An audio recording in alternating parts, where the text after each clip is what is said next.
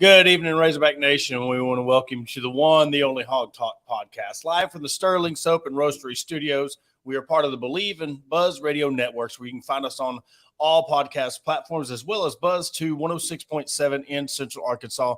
So please like, rate, review our podcast. And all live streams are presented to you by Arkansas Brewing Company in Ozark, Arkansas. I'm your host, Porter Hayes, and alongside me, as always, is Jacob Davis. And our broadcast is brought to you by Bet Online, which you always find the latest odds, team info, player news, game trends, the fastest and easiest way to bet on all your favorite leagues and events. So head on over to betonline.ag to join and receive your 50% welcome bonus with your first deposit. Make sure you use your promo code BLEAV to receive your rewards. Bet Online, where the game starts. And we start our broadcast and we go to the Meadows Lumber Hotline and bring in Big Game Boomer. Big hit on Twitter.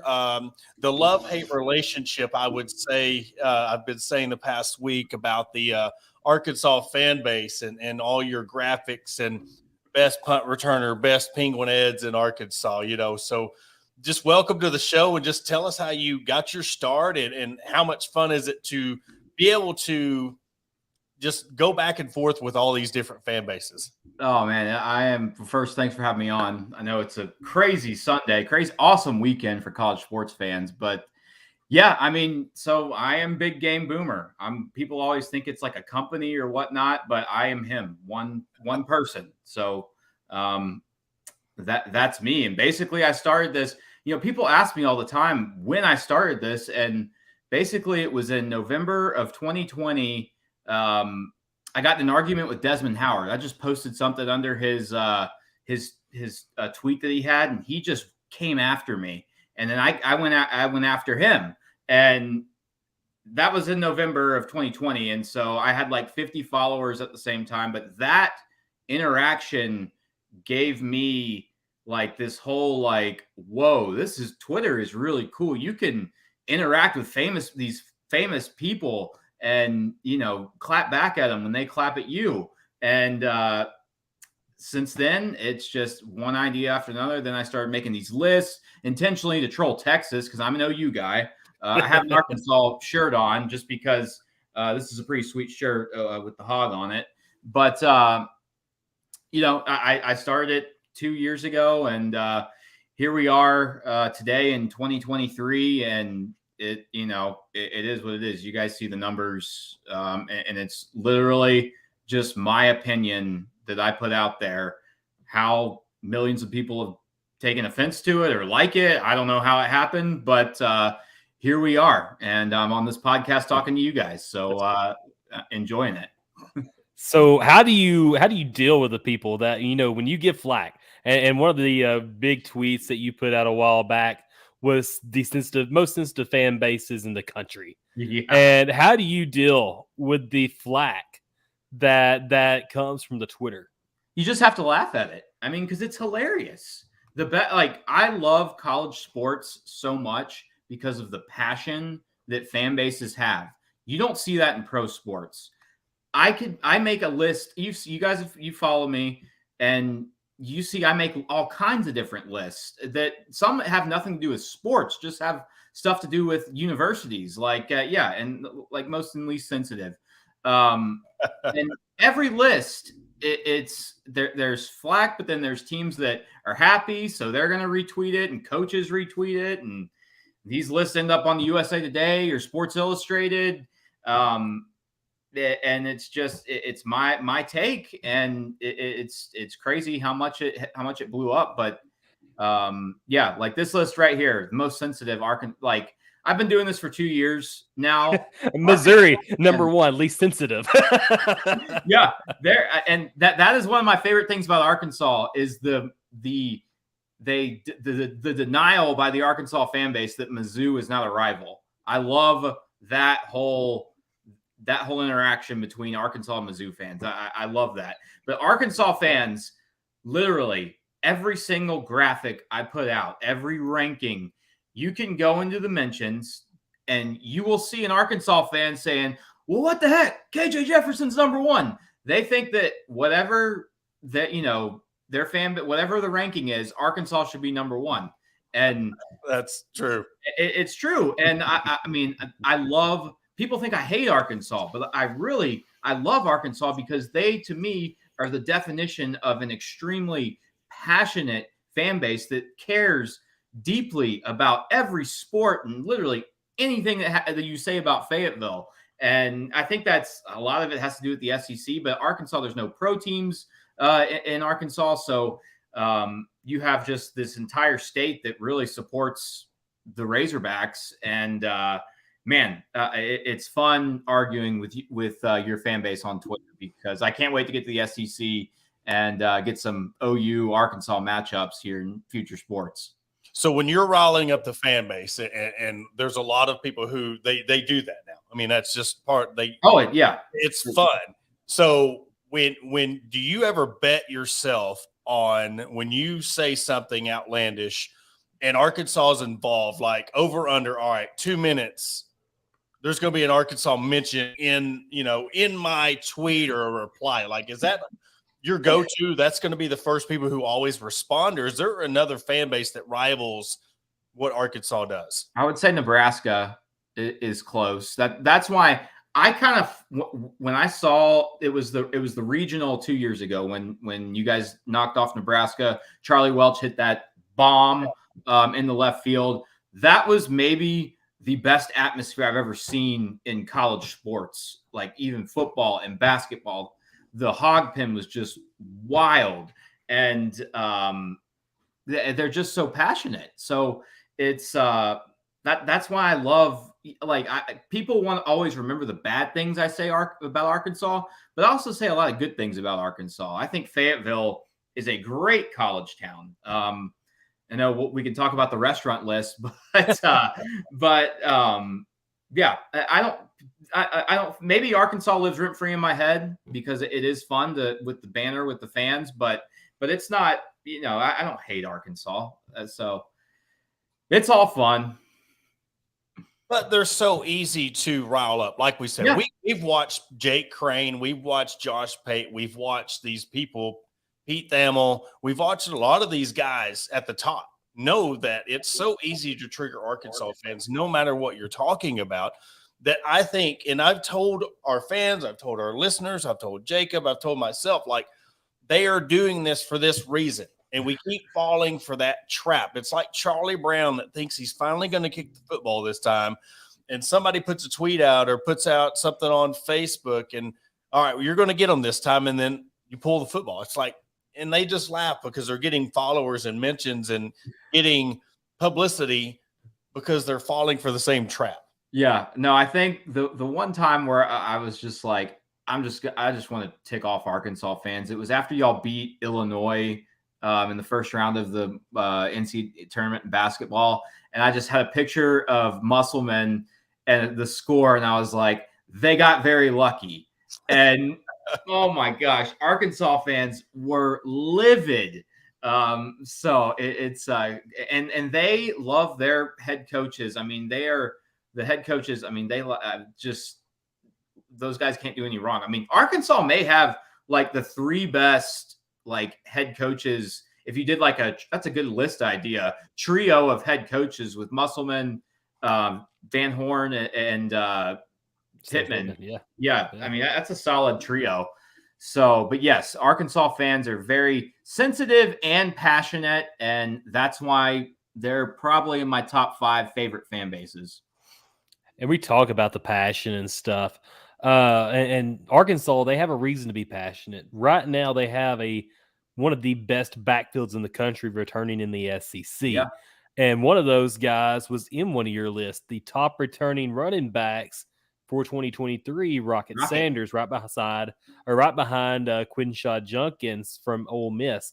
What impresses you about Rocket, and what makes you think that he is the second best returning running back in the country? Well, he had a great year last year. I mean, KJ Jefferson was banged up. They really just kind of put it on Rocket's hands to make plays and really do a lot more probably than most running backs. I mean, most running back rooms now they've got like 3 or 4 guys that they're using. And Rocket was, I mean, I'd love to see the percentage of rushes that he had versus the whole running back group, because I bet it's a lot higher than other schools. So I think he's a playmaker. I think the offensive line this year will be good. I don't worry about the offensive line when Sam Pittman's the coach. So I think the duo here with KJ and Rocket is very strong. I'm just a little worried about receivers for Arkansas. That's my concern. I know you brought in some transfers, a kid from Bowling Green, but I mean, Bowling Green isn't SEC. So I thought last year Jaden Hazelwood was going to be that guy that replaced Treylon Burks. That didn't happen. So KJ's got to be smarter. He's got to play, because you can't get hurt. Because you saw when he got hurt last year. I mean, I think the Mississippi State game, because he got hurt. It was against Bama. He got hurt. Yeah. And then you played Mississippi State the week after and just got, annihilated. Yeah. Boat race by State. So I think Rocket Sanders, he has the ability every single time he touches the football to take it the distance. And that's what I like about him. I mean, him and Quinshawn are 2 just studs that I cannot wait to watch play this season. And with everything coming back, and now you're adding, we're talking about you're replacing both. We're talking about Blake Ruffino when you're talking about, you're replacing both your offensive coordinator and your defensive coordinator, but your offensive coordinator's been here before. So it's going to be an easier fit. The transition's not going to be as bad, but you're now starting your first SEC game against LSU opposed to Texas A&M. And what do you think, especially them being in the West and having those games leading up to it, it's going to be very important to have a non-conference schedule like they have, and then getting ready for LSU in Baton Rouge. Yeah. So if I recall, they play 3 non-conference games before LSU the first week in late September. So they play BYU, I know, at home. So, that I think Arkansas should win. They're much more talented than BYU. So I mean, LSU, I think, is one of the best teams in the country this year. I think they're better than Alabama. But it's going to be interesting to see how Dan Enos, what he does with KJ Jefferson, because going from Tagovailoa up in Maryland, where it's more of a drop back pass type of offense, KJ he's the best when he's got the RPO run pass option, and he's a threat with his legs. So I'm very interested to see what he does offensively this year with KJ, and I honestly think Enos is a better coordinator than Briles. I mean, Arkansas fans were not happy with Kendall Briles last year. Weren't very happy with Barry Odom either. To me, it's very interesting to see so many guys and there's so many changes with personnel and coaching. It's like, what's going to mesh the best? And I mean, it's really just TBD at this point. We'll see how KJ adapts to a different offense, because was Briles there his whole career starting? I'm trying to think. Yes, because he was a starter, and then he got a start at the LSU game, and then played all last season. Yeah, because they were talking about how it was going to be his first year with back-to-back quarterbacks with KJ. Mm-hmm. So. Yeah, he's just got to stay healthy. I mean, you got to stay healthy, KJ. I mean, because, he could be, if KJ stays healthy the whole season, he could be a dark horse Heisman trophy winner. That's how talented this kid is when he's healthy. So we'll see. Got a lot of question marks though, as does every team. Yeah. Well, with being a Heisman candidate, if he does become one, he's got to have a a defense that lines up with him. Yep. And I look at the defensive line, and you had Jashad Stewart as one of the best edge rushers in the country coming in. Arkansas has, arguably some a defensive line that could be very dangerous. Obviously, they had 39 sacks a year ago. A lot of those were with Drew Sanders. But Yeah. I don't know how much you paid attention to that. Do you think Arkansas can be really active again on the defensive line? Yeah, I mean, they picked up a solid defensive end from Mizzou, Trajan Jeffcoat, who I think will he's a solid player. I think he'll probably start. I think he's very talented. What's the guy's name? Torian Carter at D tackle. He's a big dude.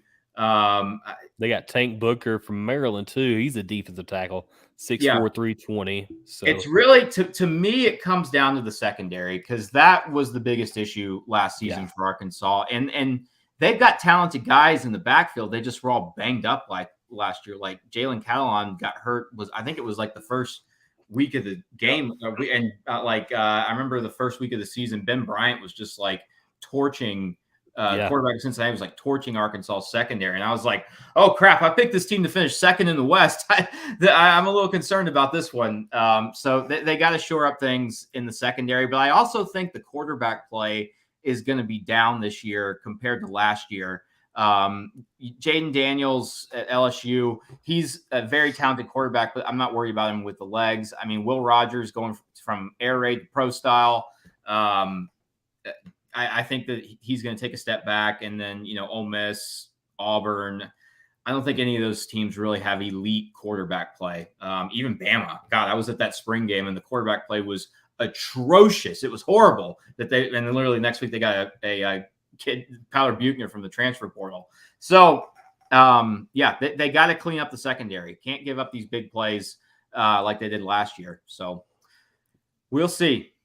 The biggest question mark I have is the depth, because if you look at the middle of the schedule, you got at Ole Miss on October 7th, at Alabama back-to-back on October 14th, and then you got to play Mississippi State at home on the 21st before you go to Florida, Auburn, Florida International, and then Missouri. And we've seen how the past couple of years depth has just really just killed Arkansas when you've got linebackers out there that are playing half hurt halfway through the season. And then after the season, they're having to go get surgeries or they're not questionable to come back. Yeah. How do you think, if you're looking at this schedule, I mean, that daunted 4-game stretch at Ole Miss, at Alabama, Mississippi State, and at Florida, what would be the biggest key for the team? Like you're talking about question marks already in the secondary and the defense, is to stay healthy. Yeah. I mean, they got to stay healthy. They play LSU tough. I mean, last year was a close game. I mean, y'all gave LSU everything they wanted. Without KJ Jefferson, too. Yeah, without KJ Jefferson. I still remember Harold Perkins from that game making that just ridiculous 4 sacks. tackle. Yeah, he's a beast. But I mean, last time that Arkansas was in Fayetteville or was in Baton Rouge, they beat LSU. But I think this LSU team is very talented. A&M. I feel like, in my opinion, there's LSU, then there's Bama, then I think Mississippi State's the worst team, but every other team is somewhere between 3 and 6, and it could easily be interchangeable just by a couple of these outcomes. So, I mean, you got to play Florida and Gainesville. I think Florida's going to be very bad this year. But winning in the Swamp is never easy. Now that game's late in the year, so maybe Florida's kind of checked out already. But I see. I mean, what, they went 7-6 last year. I could see 9-3, 8-4. Ole Miss, I think, is going to be challenging. Auburn at home, you guys struggle with Auburn, but I think that should be a win. Mizzou. I love this rivalry, but we'll see. I don't know. Those games at the end of the year, there's so many teams are banged up. It's hard to predict what's going to happen. But I mean, I think Arkansas, as long as KJ is healthy, they're going to have a fighting chance in almost every game.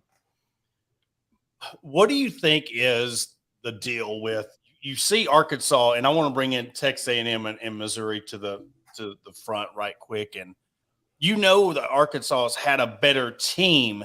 They just can't seem to get over those humps. Yeah. They can't seem to beat Missouri. And you're talking about the rivalry. And here in Arkansas, it was more of the fact that it was a forced rivalry. They made this trophy, but yet the more they play and the more Missouri beats us, the more that you have to accept that it's a rivalry. And you know, and it's the fact that we know we're the better team, but we still can't beat them.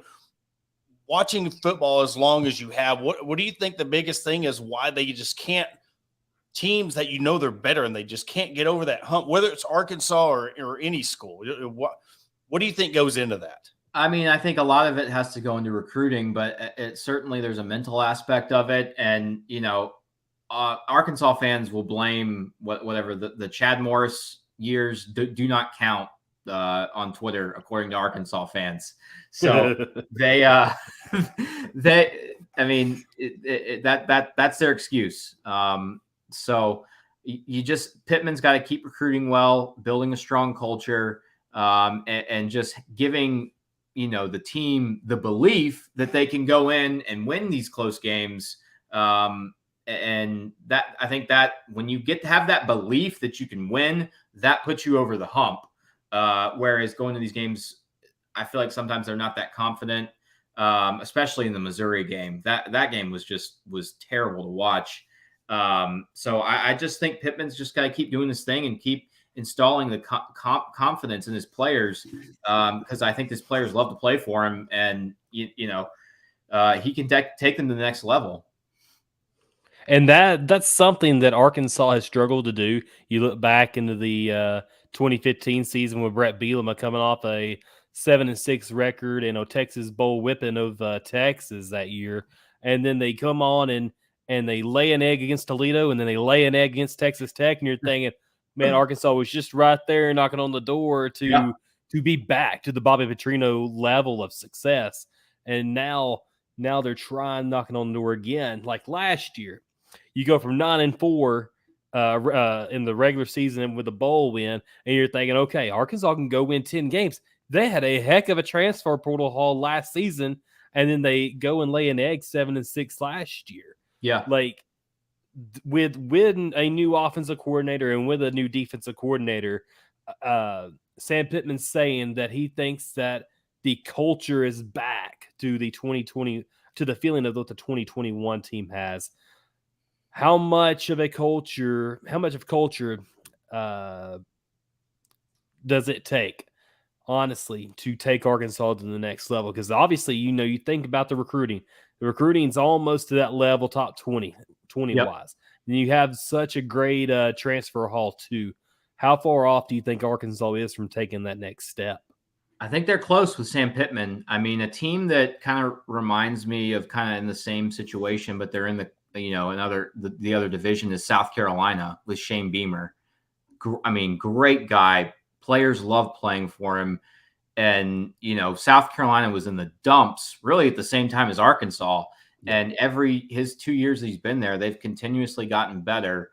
And I know last year didn't go the way that Arkansas fans and myself thought it would go. But, you know, you just sometimes teams catch the injury bug and it derails the season. And I feel like that really happened to Arkansas last year. I think how many one-score games did you guys lose? Because I remember the A&M game. I was at the OU K-State game the night. I was watching that game in a tailgate. And, I mean, Arkansas should have won that game, should have beat A&M. At least 3. Yeah. So, I mean, same thing with OU. Like, OU had 5 games last year where they lost by 1 score. So it's the littlest things that can get you the win that just, if you, instead of going 7-5, you go 9-3, that's huge for recruiting and just momentum going into the next era, you know, of recruiting and seasons and whatnot. So I think I am a big fan of Sam Pittman. I love everything about Sam Pittman. I think he does everything right. I think, you know, he's the best thing that's ever happened to Arkansas football in a long time. How big a year do you think this is with Texas and OU coming, like you've got to get ahead of the curve. I mean, the magnitude of this year and getting things set this year, whether you're ready for it or not, because, you think about it. Yeah, you've got this year in the bag, but when you got Texas and OU coming in the league, you've already got to be looking to your future because you're not going to have KJ Jefferson. So how huge is this year for Arkansas? I think that this is a prove it or shut up year for Sam Pittman. If they go 6-6 again, then you're going to say, okay, maybe 2021 was a special year, back to kind of the standard norm. But if they go 8-4, 9-3, which I think they definitely can, then I think it's a positive outlook. You're going into a new SEC with much more confidence than you would, coming off a 6-6 year where you're just banged up and teams are just throwing the ball at will on you. So this is a very important year for Arkansas because of what happened last year. And, talking about looking forward to the 2024 season, you aren't a big fan of continuing the 8-game schedule. Go into detail about that. And is it a coward's way out mostly for Arkansas and the teams that were against the 9-game schedule? Yeah, no, I think it was a coward's way out. I mean, SEC is all about competition and playing the best. So why are we playing the Citadel or UT Chattanooga in late November when every other team's playing big conference games? I think that it's an unfair advantage to play 8 conference games. I don't care that the SEC is the best conference, in college football. But if you want to play the best, there should be an extra conference game. Been saying it for years because I'm sick and tired of seeing, and fans are just not going to show up to these games where you're playing these little small Arkansas Pine Bluff, schools. They want to see good games. And I think once ESPN comes in, it's like, hey, we'll give you guys more money if you do a 9-game conference schedule. That's what I think will ultimately lead to it. But worrying too much about these other SEC schools, they need that extra game to get bowl eligible. A lot of them do. I think we're catering to the teams that, we're saying basically it's okay to not seek out the toughest competition. So that's my beef with it. I know in South Carolina's defense, you're talking about the Citadel and stuff. Clemson and South Carolina are state. They're locked in. They have to play an in-state school every year to give them money. I mean, it's a bad game. And I understand what you're talking about, doing it in November, like Alabama does it every year. It seems like they always get a bye before LSU and play in state before Auburn. I'm with the 9 game. I think if everybody else is doing it, you can't hang your hat on, we are the best conference. It's the SEC stuff. But then when it comes time to put up or shut up, you're like, well, we're going to stay at 8 games.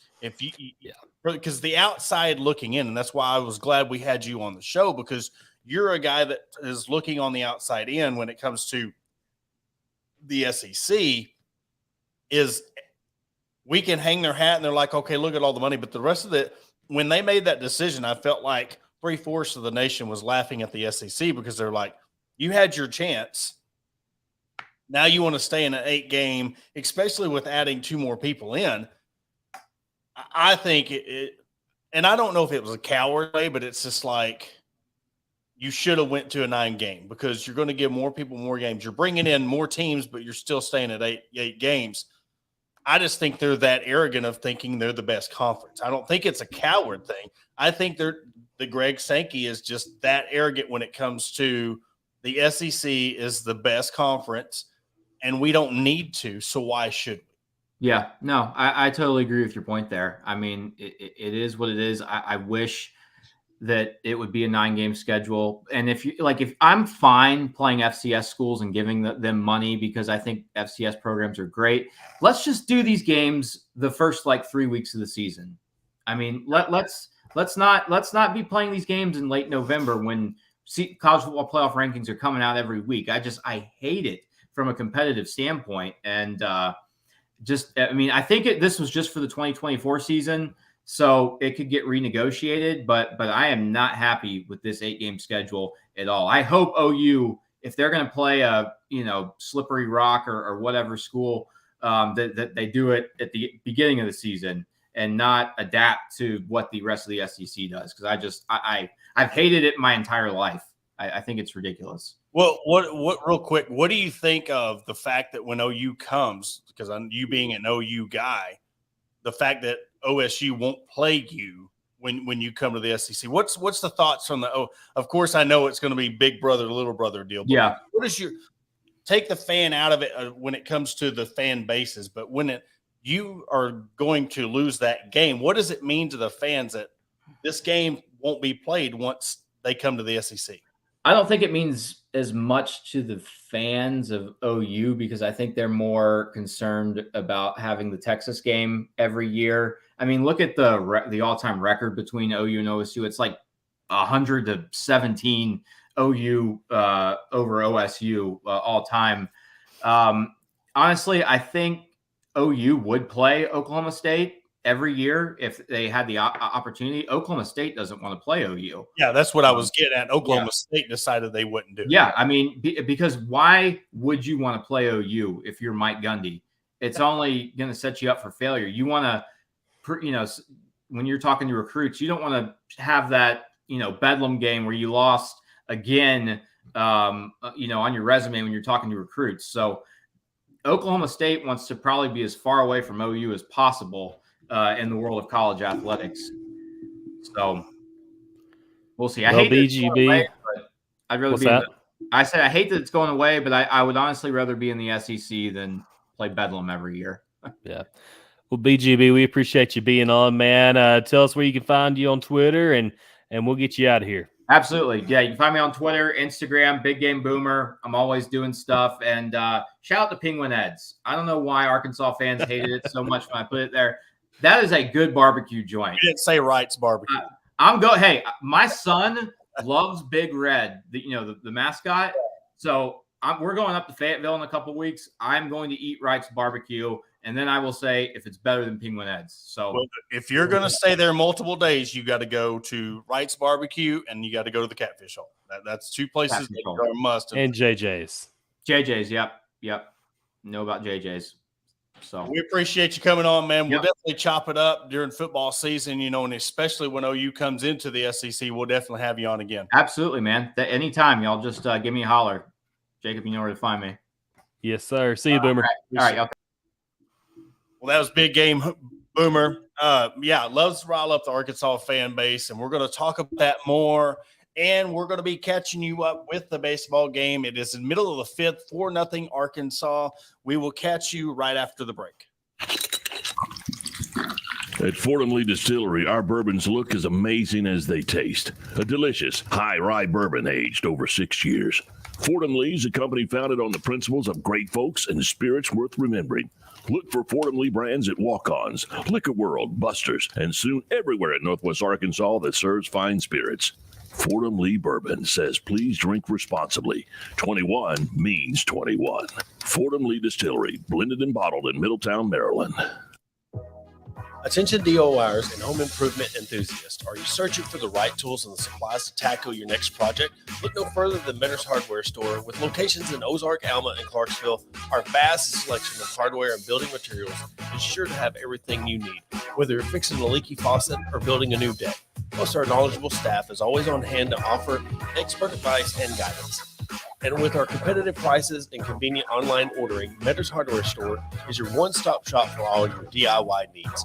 Visit us today and let's build something amazing together. Shelby Taylor Trucking serves all your timberland needs in South Central Arkansas. With over 50 years in the industry, Shelby Taylor Trucking has established themselves as trustworthy leaders in the industry. From planting to harvesting to hauling your timber, Shelby Taylor Trucking is ready to serve you. Follow them on all social media platforms at Shelby Taylor Trucking. Learn more by visiting their website at staylortrucking.com. That's staylortrucking.com. Searching for premium brewery products that will take your daily routine to the next level? Look no further than Sterling Soap Company.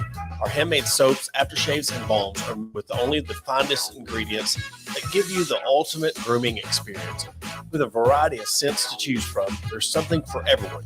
Plus, our products are crafted in small batches to ensure the highest level of quality. So why wait? Visit www.sterlingsoap.com or visit our retail store at 16 West Walnut Street in Paris, Arkansas. Shop our collection and discover the difference for yourself. Upgrade your grooming routine with Sterling Soap Company.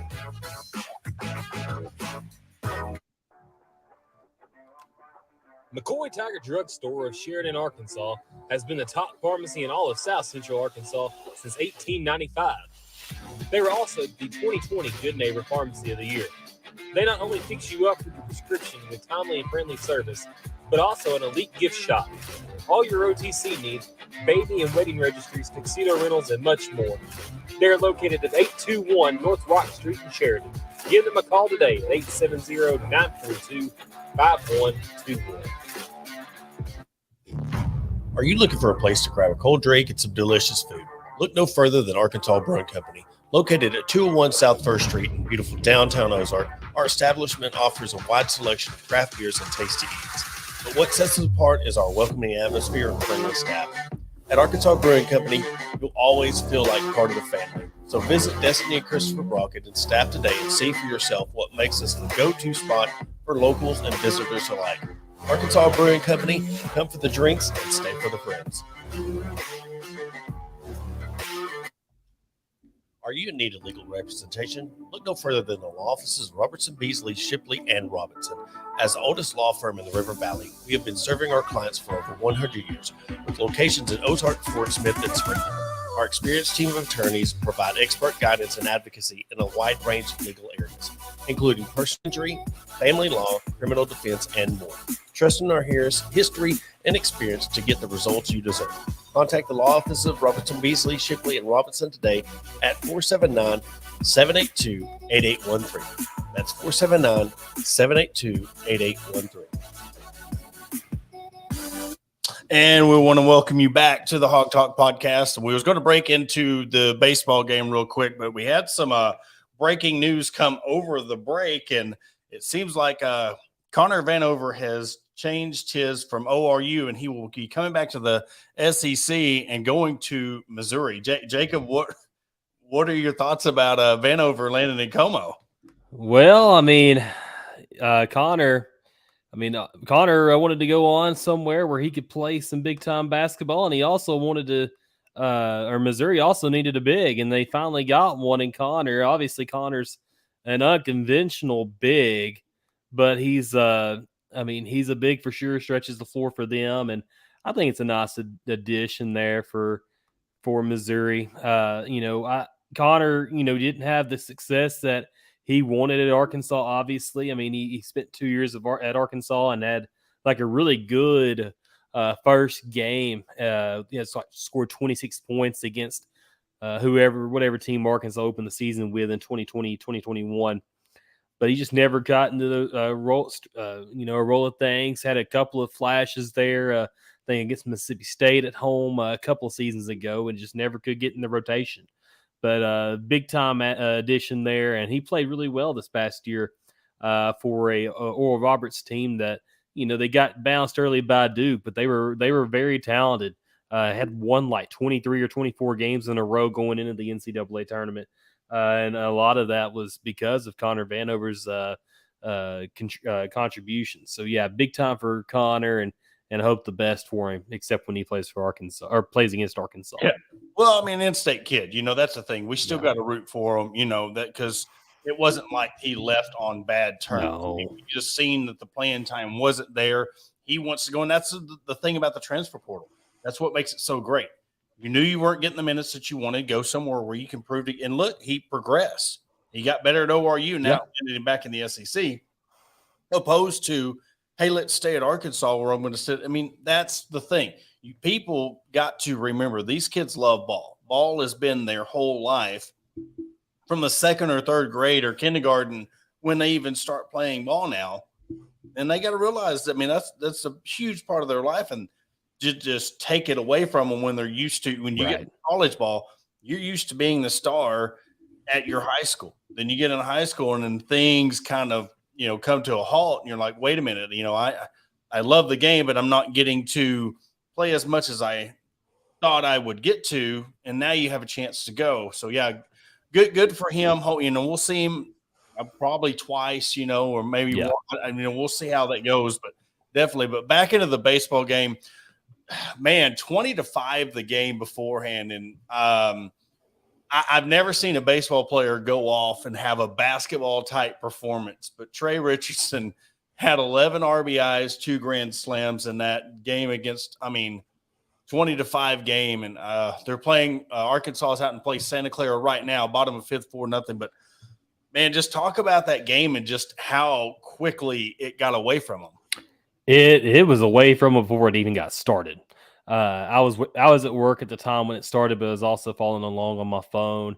And I look over and they had the bases loaded, and you're just thinking, okay, you've got 1 out, just get a double play, get out of this inning. The very next pitch was a grand slam, and I'm thinking, okay, it's 4-0. All right, that's not an ideal start. It's going to be all right. Well, then it ended up being 6-0 by the end of the second, and then in the third, Trey Richardson, they done batted the whole lineup twice in the first 3 innings, and Trey Richardson goes out there and hits his in the second at bat, goes and hits a second grand slam of the day, and you're just thinking, man, this is not good.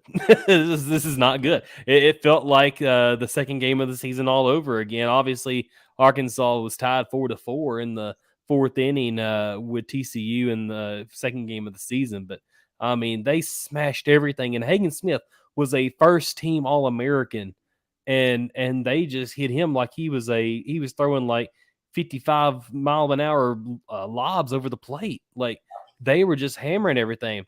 And it's not like Hagen Smith was alone, because the other day Hunter Holland was out there with the most consistent pitcher of the season for the Hogs. He gets touched up by Santa Clara, didn't make it out of the 3rd inning, and something's going on. I think a lot of it has to do with you're playing the 64 best teams in the country.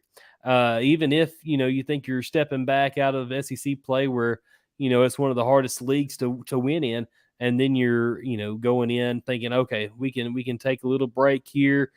You got to stay focused. And the pitching staff, I don't know if there's focus, because Brady Tiger didn't even look like himself. Obviously it's just 4-0 right now, but even he's been shaky a little bit. So it's that, what's that? I said it's postseason ball. You look at Clemson, you look at Auburn, you look at Indiana State, you look at all these teams that are out, national seeds. This is what the difference in when it comes to baseball as opposed to football or basketball. You don't have your same guys every game. No. You got to have a 2 and 3, 4 pitcher that can go just like your one. And if he's not, I go back to that year that Cops had that was amazing. And they rode him till the end. And what happened? He got touched up. Somebody who was just almost immortal. It could never happen. He could never get touched up. Nobody would ever hit off of him. And then North Carolina State just ropes him. And his very last pitch at Arkansas was a home run. It just tells you that anything can happen when it comes to the game of baseball. And, the fans that are like, this always happens to Arkansas. And it happens to everybody. They don't realize how tough it is to make it to Omaha. It is 10 times tougher to make it to Omaha. And this regional is just like making it into the field of 64. Okay, you can get in. But to make it into your regional and host and all that, it's like making it the Sweet 16. It's hard. You got to be a top 16 seed national to host a regional.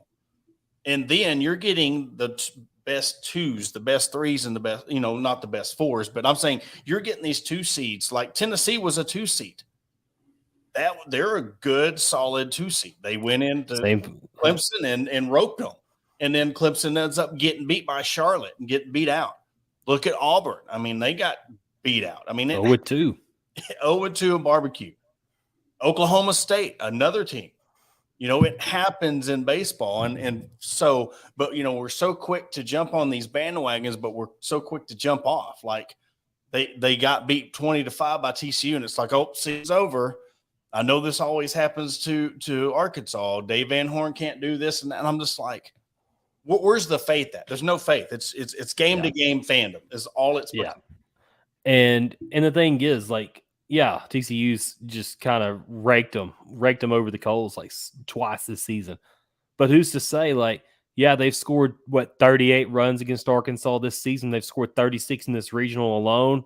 Like, at some point, their bats are going to go cold, just like Oklahoma State's did last year. I mean, they were a overwhelming number one seed, and Arkansas was blessed to be able to turn the bats on when they did and got out of the regional and made a College World Series. There was a point last season where it looked like in the postseason, Arkansas was not going to make it out of the Stillwater Regional. And what do? They did, and they did it with solid pitching and also the hitting. The thing is, I mean, that's how the way TCU is hitting Arkansas right now is the same way Arkansas did Oklahoma State last season. And Arkansas was a 2 seed, and this is what, Arkansas was a really good favorite as a 1 seed this year, and now they're getting a hot 2 seed as well, which, I wish Arkansas could find a New Jersey Institute of Technology or a Central Connecticut State right now anyway in their regional. But, it is what it is. You're playing the 64 best teams in the country, and it's all about getting hot at the right time, and that's the whole thing about baseball. It can happen any given day. Anybody can beat anybody. And you go back to that North Carolina State series. How bad was that first win? Arkansas 21-1. 21-1. Throttled them. And they're like, oh, we got this in the bag. We're going. And then North Carolina State comes back and beats you twice. Look, we play in 3-game series all the time in the SEC. How many times do they drop game 1? I mean, it happens. And then you come back and you win game 2 and 3. All you got to do is come back and double dip TCU. It's not the end of the world. Not saying it's going to happen or whatever, but it's like you don't hang up the hat right now, because the people that are the ones talking loudest now about, oh, this always happens, I guarantee you, if Arkansas double dips TCU tomorrow, they're going to be the ones that are like, oh, I was with him all along. I knew they had it in the bag. This is their year. But they go from this is their year to Dave Van Horn always chokes. It just gets, like I said, it gets tiresome, and it gets to the point to where fandom it's like Groundhog's Day or 51st Dates. It's like you wake up and then we're just starting all over again. Yeah. And I talked to Dave Van Horn's mother-in-law and sister-in-law in the store the other day, and they said, we're nervous about it. I don't know how nervous Dave Van Horn is, but, they said they were just nervous because Arkansas has so much so much going for them right now that they didn't want to slip up in the regionals.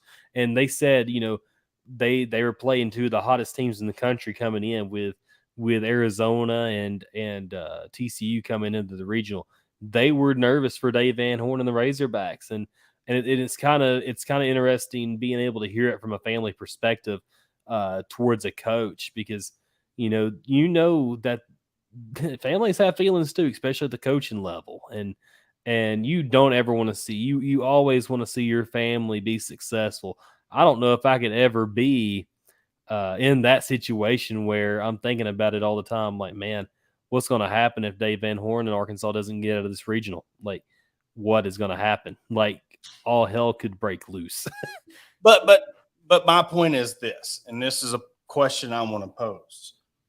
We've talked all the second half of this season about, well, look what they've done with the injuries. Look what they've done with these injuries. They lost half their team, and look how far they've made it. Why can't we keep that same energy when they lose? Yeah. If they don't make it out of the regional, instead of, man, look what they've done with all these injuries. But when they lose, we're going to stab them in the back. We're going to be like, oh, it's a choke job. It always happens. But yesterday, it's like, man, I can't believe this team. We said it last week. I told you. Yeah. This team has got to this far, and I think fans' perception, they need to make it to the super regional. But you can't hang your hat if you make it to a regional and you're a top 16 host, you're the number 3 team in the nation with all the injuries especially at pitcher, and you've got another guy out, there's another injury. But if you drop the game today or you drop your games tomorrow, all that's going to be lost because it's like, let's focus on what this team has done with the injuries and how far they've come. You got the coach of the year, and then you're just going to piss on them if they get beat. Like that's what I don't understand when it comes to the fans, is why we got to we want to ride on the fact of look how stoic they are. But as soon as they falter, you're just like, well, that's them. We are who they thought they were. It's like, I don't know. I just wish it'd be different sometimes. Like, yeah, you gotta be on one side or the other there. Like you can't just be straddling the fence of saying, man, this team has done so much with injuries, and then just say, well, that's right. It's stupid to be. It's not a healthy thought process to manufacture each day either. So yeah, but we'll switch subjects real quick before we end the show. But did you not see that, they're playing Santa Clara? Did you not see the video that his mom actually lives in Harrison? Isn't that crazy? That's wild. Small world that they're talking about. And it's weird how something like this always seems to happen. Like some off the wall, like I said, small world thing brings them together. But he's like, his mom lives in Harrison, and his mom actually got to come watch him play. I'm like, how cool is that? And she's a Razorback fan. Exactly. Exactly. That has to be an awkward conversation to be like, hey, Mom, I'm going to come see you, but I'm playing your radio. But I did think that was the coolest thing. And I know one thing, these 4 seeds that come in, they know that if they bow out 0-2, or you look at Santa Clara's right now playing Arkansas again, they love the experience. And everybody who's come to Arkansas, that's one thing you can say about the fans is they've welcomed them with open arms. They've almost been like a big brother kind of type to the team. They still talk about that Central Connecticut State team. Like they still follow them, the New Jersey team. It's like they pick up a new fan base. Whichever team comes into Fayetteville, Arkansas adopts them and keeps following them. I really think that's a really awesome caveat to the whole trade. It's almost a tradition. Yes, it is. Yeah, I don't mind adopting Santa Clara. I like having family in California. I've never been there, but I feel like it'd be a good spot to go vacation on, especially if I don't know if Santa Clara is on the beach or not. I'm too lazy to Google it or anything. But is that where Coach Muss played? No, he played at San Diego. Oh, I thought he played at. Who was it that played at Santa Clara? I thought he played at Santa Clara. It was Jason Kidd. Didn't he play at Santa Clara? It was either Jason Steve Nash. Steve Nash. One of them. Somebody in the comments do it. No, I'm too lazy to do it. While we're on the subject of basketball, we got a number 1 available transfer that's in the portal right now, visiting Arkansas this week, Thursday and Friday. Man, the meltdown that was from Alabama fans when I reported that Arkansas would have Grant Nelson in for a visit on Thursday and Friday. And I had Bama fans in my mentions, delete your stupid tweet. You're wrong. And I'm like, bro, chill out, man. You're getting the visit. Yours just going to be earlier than Arkansas.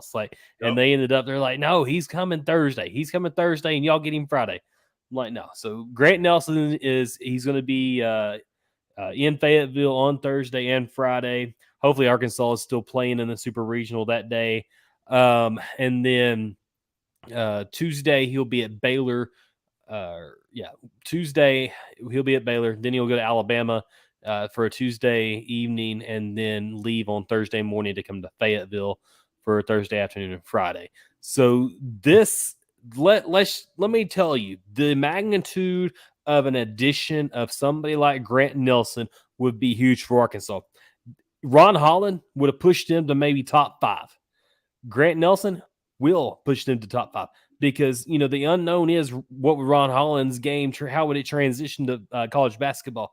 We know what you're getting with Grant Nelson. You have a guy that's similar to a Trev in Brazil, a guy that is very athletic, can drive the lane, has really good ball skills for a 6'11", 235-pound forward. He can also stretch the floor and shoot the 3. He shot 33% his sophomore year. He kind of digressed a little bit, but shot better in 2 points. He was nearly automatic. He's 61% from 2 and about 28% from 3 last season. I think he hit 75% from the line. But the magnitude of Arkansas getting this guy, you're no longer just a lock to be top 10. You're a lock to be a national championship favorite, and you're a lock to be a preseason top 5 team. That is how big Grant Nelson is. Averaged 17 points a game, 9 rebounds last season for the Bison at North Dakota State. I think that would be a great addition to Arkansas and gives them a dimension of absolute absurdity. Like I am oozing at the mouth, like foaming at the mouth, just thinking of the kind of offense that Eric Musselman will be able to employ next season. Like that's how excited I am. Yeah, and he brings size. I mean, that's 6'11" size, but he scored 17 on Arkansas. 5 or 9 shooting, and I was pulling up his stats just a second ago. I mean, he averaged almost a double-double. That is, we've said that when we were talking about the postseason play and what you needed to get to the Sweet 16, Elite 8. You need somebody who could come in every game and give you a double-double. That's the type of player. Not saying he has to do it every game, but you got to have a guy who every game that can come in, that has the size and can give you a double-double every game. And I think that he could be one of them the guys if he decides to come to Arkansas. And he's familiar. He's played at Arkansas. He's played against the guys. So that's what you need. And for everybody, jumping up and down because Arkansas went big and guard heavy. I mean, that's just what this team is. I think they had to, though. That's what this team is. That's what Musselman wants to do with this team. And how can you argue when you've been to two Elite Eights and a Sweet 16? I mean, how can you argue with those results?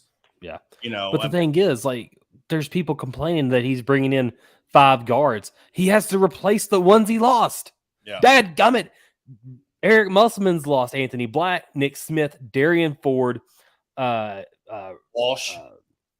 Jordan Walsh. He's lost Ricky Council the 4th. He's lost all these guys that he had to replace them in some way, some form and fashion. Luckily, you get Devo back, so you're not completely losing everybody in your front court. But goodness gracious, like everybody around the country is like, man, Arkansas just offers everybody. Well, they got to replace the 5 that they lost. I don't care. He's recruiting at a high level. I don't give a crap how many people he targets or how many guards he brings in. Even everybody that I have people in my mentions every day that are Arkansas fans that say he's bringing in too many guards. What's he doing? I don't care. He knows what he's doing. He's the importer, and he's bringing guys in that are going to be a fit. He's bringing in guys that are going to be able to shoot. You know how many times we've been lacking the shooting ability on this team? Lots over the past 2 seasons when you only have J.D. Note and Anthony Black and Ricky Council as offensive options. Like Arkansas has struggled at the 3-point line the last 2 seasons. They've struggled at the line last year, and they're bringing in guys that are going to be almost guarantee bucket getters. Yep. And that's what Arkansas needed this year. So shut up and either ride the must bus or get off. Yeah. I mean, all he's done is went 25-7 and then 28-9. And then he had a drop off and went 22-14. But you still made it to the Sweet 16. You still made it to the Elite 8 2 years in a row. But that's what the results are. It doesn't matter if he brings in 7, 5, 9 guys and he gets you to the Elite 8 or Final 4. I mean, that's what you want. That's what you want to do is get wins. And he's doing it. I don't think it's like these people who question Dave Van Horn. The dude's been here 20-something years, been the coach 3 times, and you're the number 3 team in the country. But why did he do that? Yeah. He's not going to be perfect, but it's like, no, I don't get it. I don't get it. You have guys, fans complaining that, okay, we don't have any shooters. But then Eric Musselman goes out there and gets shooters, and you're mad about it because he's getting too many guards. It doesn't matter. Like, he's getting guys ready and a roster ready to go and compete in the SEC and for a NCAA championship. That is the bottom line, what Eric Musselman wants, and he's having success doing it. And I don't care if it ticks off everybody in the country. I know that there's going to be some Alabama fans sad because they didn't get Grant Nelson. Yeah. Well, and it does, but that's the thing. Everybody's happy about it when they're winning. Everybody's praising Musselman and talking about how good he is when they win. You know, they go deep in the SEC tournament, or they go to these Elite Eight runs, or when they're running on a 4-game winning streak. I mean, he's the best thing since sliced bread. But have them lose, and it just like what we were talking about with the baseball team. It always reverts back to, all right, start from scratch, start from square one of the fan page. All right, we're back at page 1. They're horrible. They choke, and then let's turn the pages as the year progresses. I mean, that's just how this goes, and it's the same stuff every year. And I guarantee you, even if they want to, I mean, they would win a national championship, and then if they go 8-4 the next year, that national championship's not going to mean anything. Well, it doesn't matter. He didn't know what he was doing. That was a fluke. It's just it.